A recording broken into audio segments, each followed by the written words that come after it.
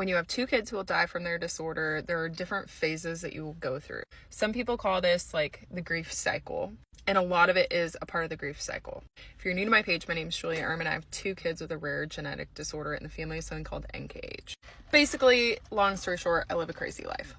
I had this realization the other day that made me realize the first 7.5 years of my journey parenting one and now two children with disability, I have spent grieving what I don't have.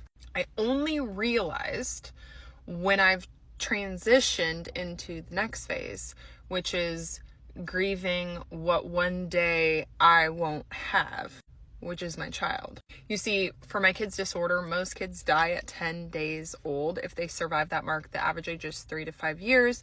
With their specific disorder, there's only 2 kids ever who have lived longer than Hazel. And please prove me wrong. Their disorder is found on the LIAS gene. It's a variant form.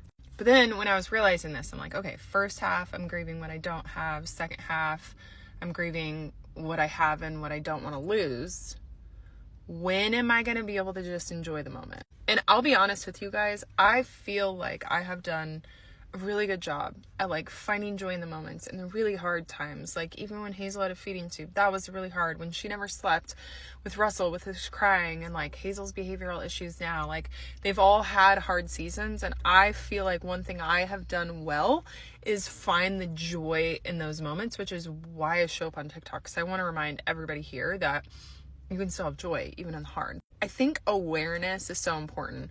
One of my leaders that like has helped me grow so much in business, she always says, notice what you're noticing. And so when I noticed that thought the other day, like just this holding on to my kids, like I never want to live this life and not have them here on earth with me, I was like, I need to just sit here in this moment and enjoy them today. Not being afraid of what I don't have, not being afraid of life without them, but just living here.